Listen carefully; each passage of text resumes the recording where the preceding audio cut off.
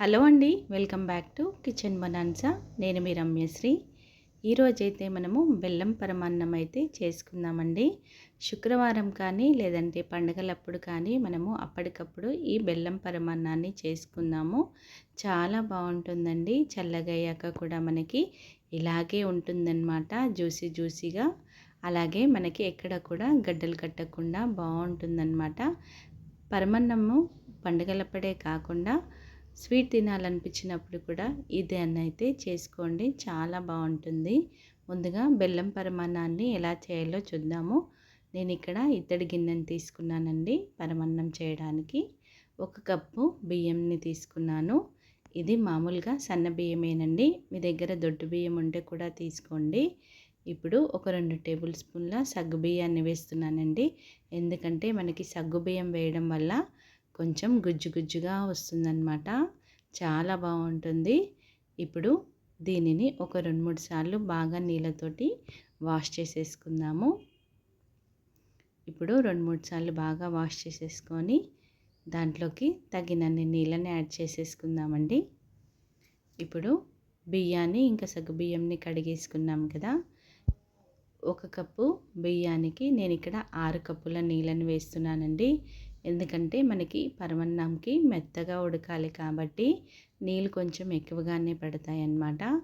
అందుకని చెప్పేసి నేను ఇక్కడ 6 కప్పుల వాటర్ని అయితే తీసుకున్నాను. అలాగే 2 టేబుల్ స్పూన్ల సగ్గు బియ్యం కూడా ఉన్నాయి కదా. ఇప్పుడు స్టవ్ వెలిగించేసి మనం కడిగి పెట్టుకున్న బియ్యాన్ని పెట్టేసుకుందాము. ఇప్పుడు ఒక పొంగు వచ్చేంత వరకు వెయిట్ చేద్దామండి. ఇప్పుడు హై ఫ్లేమ్లోనే పెట్టాను నేను ఇక్కడ, ఫ్లేమ్ని లో ఫ్లేమ్లో పెట్టలేదు. చూసారు కదండి, ఒక పొంగు అయితే వచ్చేసింది. ఇప్పుడు ఫ్లేమ్ని లో ఫ్లేమ్లో చేసుకొని మెత్తగా ఉడికేంత వరకు మధ్య మధ్యలో కలుపుతూ మాడనివ్వకుండా పరమాన్నాన్ని అయితే ఒక 10 నిమిషాల పాటు అయితే ఉడికించుకుందాము. ఒక 10 నిమిషాల టైం అయితే పడుతుంది. నేను ఇక్కడ కుక్కర్లో వండించుకోవట్లేదు కదండి, ఉడికించట్లేదు కదా, గిన్నెలో ఉడకడానికి టైం పడుతుంది కదా. ఇప్పుడు చూసారు కదండి, ఒక 10 నిమిషాల్లో అయితే మనకి ఇలా అన్నం అంతా కూడా మెత్తగా ఉడికిపోయింది. మనం వేసిన నీళ్ళు కూడా పర్ఫెక్ట్గా సరిపోయాయి. చూసారు కదా, మనం వేసిన సాబుదానా కూడా మంచిగా ఉడికిపోయింది. చూసారు కదా, దాంట్లోకి అస్సలు మనకి తెలియట్లేదు సాబుదానా వేసినట్టు.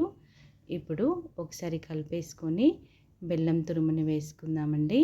నేను ఇక్కడ 1 కప్పు బియ్యానికి 1.5 బెల్లాన్ని వేస్తున్నాను. ఎందుకంటే ఒకటే కప్పు బెల్లం వేసామనుకోండి తీపి సరిగ్గా సరిపోదన్నమాట.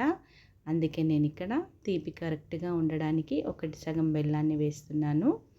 ఇప్పుడు బెల్లం కరిగేంత వరకు కలుపుతూ లో ఫ్లేమ్లోనే ఉడికించుకుందాము. బెల్లం కాస్త కరిగిపోయాక బెల్లంలోకి అన్నం పూర్తిగా కలిసిపోయే విధంగా ఒక 5 నిమిషాల పాటు అలాగే ఉడికించుకుందామండి. లేదంటే మీరు బెల్లాన్ని కరిగించి కూడా వేసుకోవచ్చు, కానీ ఇలా కూడా వేసుకోవచ్చు, బాగుంటుంది.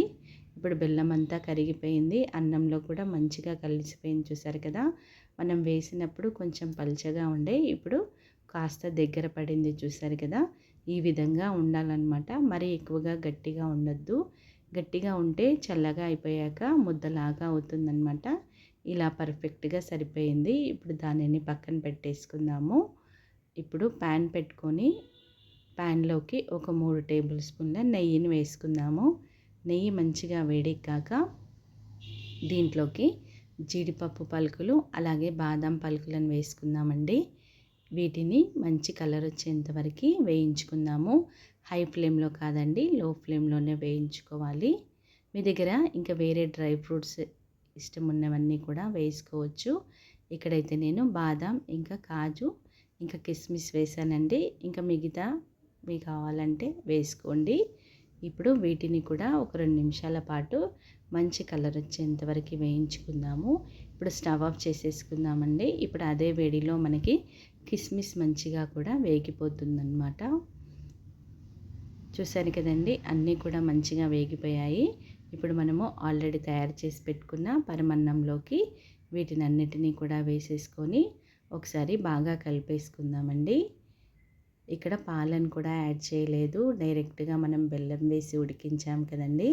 మనకి 2 రోజులైనా కూడా ఈ పరమాన్నము పాడవకుండా ఉంటుంది.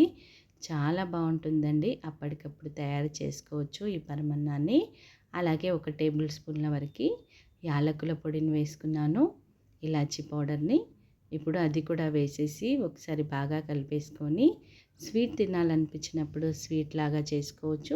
లేదంటే ఫ్రైడే కానీ లేదంటే ఎప్పుడైనా కూడా మీరు పండగలకి దేవుడికి నైవేద్యంగా పెట్టచ్చండి. అంతే అండి.